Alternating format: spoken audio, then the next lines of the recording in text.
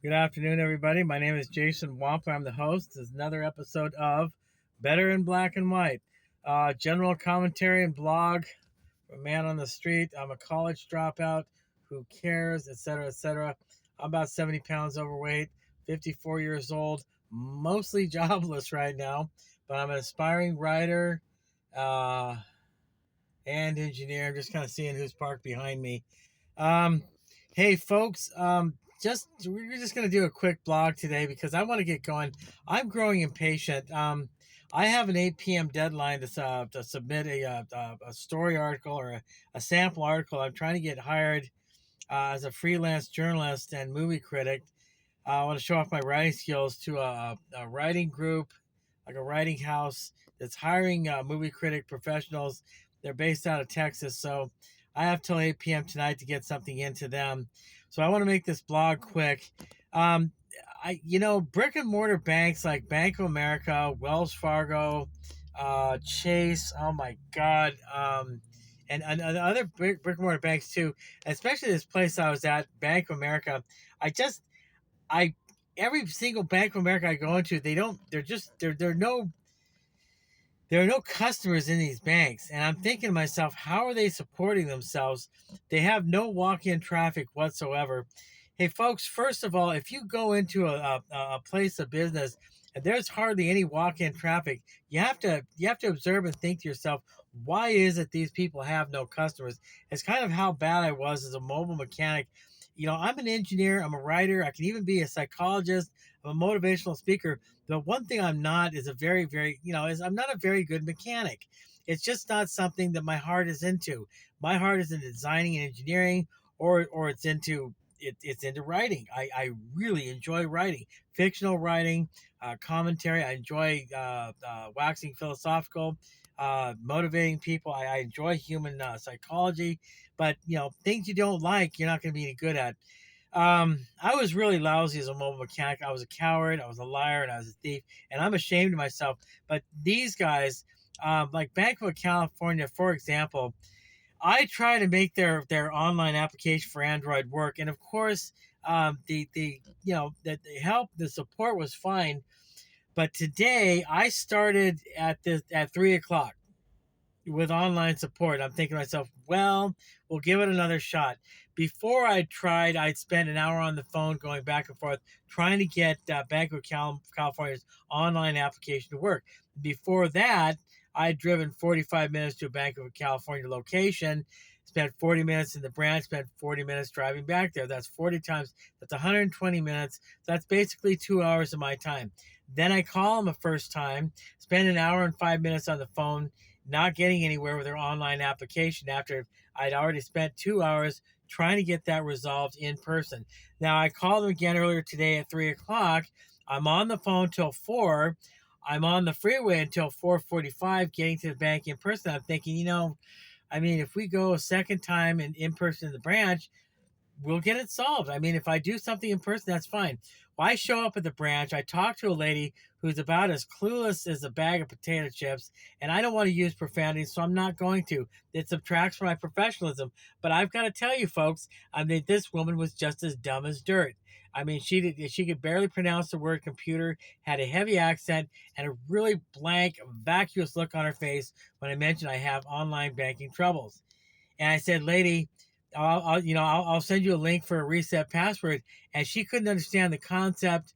She couldn't remotely grasp the concept, the fact that I'd already been through that. And my problem is so complex that there's just, I told her I need to speak to somebody who's a little bit more savvy than you are because you just don't seem to be that intelligent. I speak without a filter. I get frustrated and I turn into a Kevin. Anyway, so one thing leads to another, and I told him I just kind of had it. I just had it. I said, I'm going to put an ultimatum down because you told me, well, we close promptly at 5. And I said, ma'am, I've been on the phone since 3. I've been on the road since 4 o'clock. So I drove 45 minutes to get here. And you're telling me I have to leave at 5. Well, I'll tell you what, we get this problem resolved in my behalf in the next 15 minutes when you have to throw me out or I'm closing my account. And so I said, well, we can't do it. And some lady behind the counter said, no, we got to go. We can't solve this problem right now. Well, I'm not going at this a fourth, fifth, and sixth time. 12 hours to get online banking online is my limit. Brick and mortar banks, they don't work anymore. So Bank of California doesn't work for me anymore. So I walked to the teller and I said, "Look, can you help me in the next 5 or 10 minutes?" And she has this scared look on her face. Her boss is coming up behind her. She mouths off something smart ass. Doesn't look at me, but I know she was saying something. And I said, "Can you help me with my online banking?" And I said, "Well, we can't close your account down. You have a $5 negative balance." And I said, "That's it." I got my ID back. I would take my card and I'm going to toss it. And I just said, "That's it. I'm just walking away from this account. You guys can take it and stick it where the sun doesn't shine." I wasn't excessively rude or abusive. I didn't use profanity. I didn't act uncivilized, but I was upset. And I made sure that they knew that I was upset. Um, and anyway, that's pretty much that. Um, but this blog is about that. It's about the fact that, look, folks, if you want effective banking, if you're going to be with a company that has direct deposit, figure on getting with a bank, one of these newer online banks, something that's more streamlined and geared towards customer service. Brick and mortar banks are failing wholesale. They're falling off the financial grid only because they're just not they're not user friendly anymore. They don't interface with people as well as they should. Maybe they do payroll services, maybe they do financial planning, maybe they do tax preparation, maybe they do loan services. Those are four different areas that a bank can make money, and the biggest area that a bank can make money is by loan services. And I understand investment capital, hedge funds, people like Elon Musk and Peter Thiel are they're hedge fund managers, but what they're really called is venture capitalists. Well, banks are a modified stationary version of a venture capital entity, in my opinion. But what do I know? But the problem is their ability to move in a fluid fashion that caters to and serves the need of the everyday client just doesn't work out. Now, my uncle David Wampler is going to be really upset with me about how I went off with these people. I kept letting my bank account go negative, but David and we disagree on a great many things. He's successful in his own right, but he's kind of starting to fray around the edges himself. He's wealthy, but he's got some incorrect viewpoints. He's got the worst advice in the world, not tailor suited to my particular circumstances. So I've had mostly good day up to this point, but I'm going to say this as per the title of what I'm going to say for this episode of Better in Black and White. Two things. Number one, I am going to get a video program, an app for my phone that I can manipulate so that I can present these videos in black and white. Frankly, I think I look a lot better in black and white. I don't look good in color. That's the first thing. The second thing is, folks, do yourself a favor. If you're not a large corporation, if you don't run a Fortune 500 company, and if you don't have more than 50 employees, if you have more than 5 or 10 employees, the complexities of running a business almost require that you have a brick and mortar bank.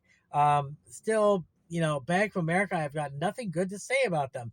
They're an incredibly convoluted, inconvenient bank. They just don't take care of the little guy. These larger banks, like Bank of California, Bank of America, they're more concerned with tailoring to and taking care of the needs of large, high volume customers, people who support very, very high bank balances, people who move a lot of money in and out of their account, millionaires like my uncle.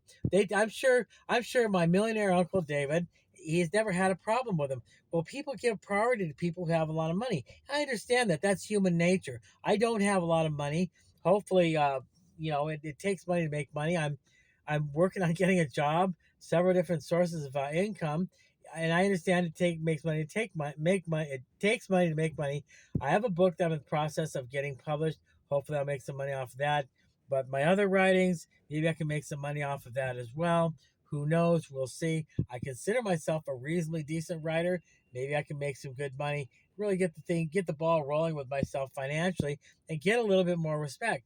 But Bank of California, they just don't take care of the little guy. They suck. They're very, very, very, very, very inconvenient. Bank of the other banks, of other brick and mortar banks, folks, I've got to tell you, just stay away from them. The banks that I recommend Zelle. I recommend Venmo. I recommend Chime. Chime is an excellent bank, although the customer service does leave a little something to be desired. There's Go-To Bank. There are other banks as well. But the problem is, actually there is no problem. They with these online banks is that you can't really talk to somebody in person. I guess brick and mortar banks, they have the overhead of rent, and they've got to pay actual physical live people. I guess that costs a lot of money.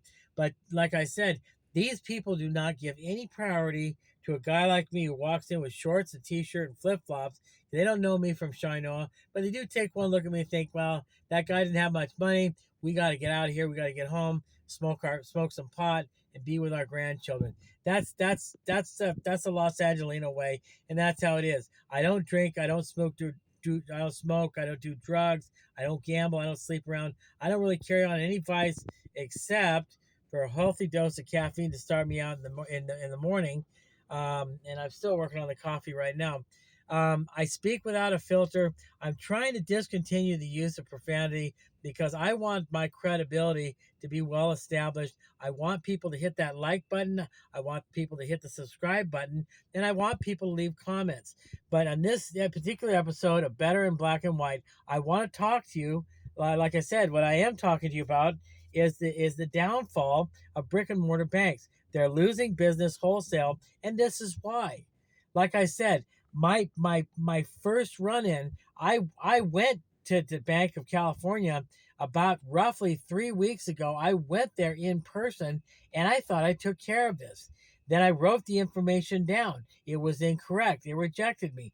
Then I called on the phone. That was the first time I called on the phone. Spent an hour on the phone. Lost my cool, but the guy, the phone technician was really cool. He was a really cool guy. Worked for Bank of America. And that's he would be single handedly redeeming the reputation of Bank of America. Then I go in, then I call a second time, which was today. Spent another hour on the phone. That didn't work. Then I said, well, how about if I go to a branch? Well, I'll send a note ahead of you. Okay, so she called in the branch. She told the guy. She gave me the address. Nobody. When I got here at 4:45, I get greeted by a doe-eyed Vietnamese gal, probably in her 60s or 70s, who doesn't have a clue. Probably has the IQ level of a bag of potato chips. And there's no guy there. There's no second pad. And the statement I get is, we close promptly at 5. We have to kick you out then. And I was parked illegally at the time. And they informed me about how they have customer parking, which I don't see anywhere. And I burn up the gas in my tank. And I'm thinking to myself, I've got $30 to my name. I'm trying to find another job. And I'm really, really kind of peeved right now. So I've got a couple of leads for a good job. I might be working for let's see, budget rent a car, fixing their box trucks. But the thing is, I need cash. I may need to hit somebody up for a loan or whatever. But one thing I do want to say about this is stay away from brick and mortar banks. Just stay away from brick and mortar banks. I don't want to keep mentioning the names. I am going to get censored by YouTube if I do. But I mean, who's a consumer advocate? How do you say anything bad about somebody, or how do you criticize certain companies and corporations that have such poor customer service? It makes you scratch your head and question reality. I mean, these people are the Walmart equivalent of brick and mortar banks. They have such poor customer service, but they love people like my millionaire uncle. I already mentioned that. I don't want to be redundant. That discredits me as well. All I can say is spare yourself the agony, spare yourself the depression, spare yourself the stress, mostly spare yourself the expense. It cost me a lot of time. So far, this bank has cost me $15. I mean, well, it's cost $10. They want another $5. I'm just gonna walk away from the bank. As far as my card is concerned, you guys can take the bank. You can take the bank account. I'm just going to walk away from it. You can ding my credit all you want. But people start understanding exactly how difficult brick and mortar banks are to deal with, they're not going to do business with them either. In fact, I'm thinking they may have already realized that. And the reason I'm saying that is I go into any bank of California, I don't see any foot traffic. I don't see any customers in there. The properties these banks sit on are just really, really old and run down. The bank itself is very, very clean. They have a few employees there, but I don't see any customer traffic. I don't see anybody in there. I don't see anybody singing these people's praises. I don't see any customer happiness. I just did want to mention about Bank of America. I don't give a good goddamn what Bank of America does to me. But every time I was in Bank of America, for the third time, I gave them three chances. One back in 1988, another one back in 2010, and another one in 2019. I gave them Bank of America three chances. I noticed something interesting when I was in Bank of America. Number one, I had a retirement account, an IRA at Merrill Lynch. Merrill Lynch got bought out by Bank of America. And guess what? I get a notice saying you're going to get dinged $75 for a low account balance in your IRA. And I'm thinking to myself, wow. Then I set up a savings account at Bank of America. And guess what I get? I get a $15 a month service charge for my savings account. Well, I thought the idea of a savings account was to make money, not spend it. And then I hear these commercials about Bank of America using the money you deposit for investments in the community. Well, that's fine, but the community owes them money, so therefore they're going to make money off that loan. They're loaning out your money, the face value of your money, and they're giving you a couple of digits on a paper slip that gets spit out of an outdoor ATM machine. So I just, and they had the balls to admit it, thinking people who listen to that are going to, they're such a great bank. And they're not going to put two and two together and realize that when they pool all the money they're given, they invest it and they keep the profits for themselves. They're taking your money, they're investing it, and they're keeping the interest. Now, if I give somebody $10,000, I keep a revolving $10,000 account balance in my business checking account. They take that money and they give you a $10,000 credit. They take that $10,000. They do a risk investment at maybe 6% over a term of 6 months. 6 times 6 is 36% times 10 times 10,000 compounded, however the hell that works. And they keep that money. The thing is, that money is mine. They took my money, invested it, and they kept the profits off the money that belongs to me. I didn't agree to loan it to them so they can invest it for themselves and benefit themselves. But that's what they do. That's another thing that makes me dead set against brick and mortar banks. They'll give you a ledger balance, they'll give you a couple of digital numbers, and I swear to God, that stuff is less tangible than a Mickey Mouse wife in your imagination. I mean, I can imagine things that have color, shape, and solidity that are more valid than the numbers on an ATM receipt. So, guys, hit the like button, hit the subscribe button. I'm a very, very big believer in freedom of speech. When you leave a comment, I swear the only requirement I have is that you are passionate about anything and everything you want to say. Leave as many comments as you want to say. Make them as long as you want. I want to see comments. I will respond to every single one. And if I like you, I'll talk about you in person. I will sing your praises. If I like your comment, I'll even read it. Okay? Leave a comment. Leave comments plural. Cuss, scream, yell, whatever grinds your gears, whatever you want to talk about. If it's a point, counterpoint, some type of back and forth repartee, that's fine. Human beings are designed to disagree with each other. So if you don't like what I said, say something about it. If you like what I said and you want to add something to it, leave a comment and say something about it. But for God's sake, open your mouth and have an opinion and voice it. A lot of people are afraid of being politically incorrect. Well, guess what? That type of thinking and behavior gives more power to other people who want you to be silent and who want you to give over your free will and your control of your life to them. They want to control you. In this country, we have plenty of people running around who want to do that. Be very careful. Think independently, behave freely, obey the laws, be in consideration of your fellow man, but think for yourself. Okay? Hit the like button, hit the subscribe button. This has been another 20-minute episode of better in black and white. And I swear, eventually these episodes are going to be better in black and white. That's what I'll try to do with them. Thanks a lot for watching. Hit the like button, hit the subscribe button. Please leave a comment. Please, I want to hear from you. My name is Jason Wampler. You folks have a wonderful day.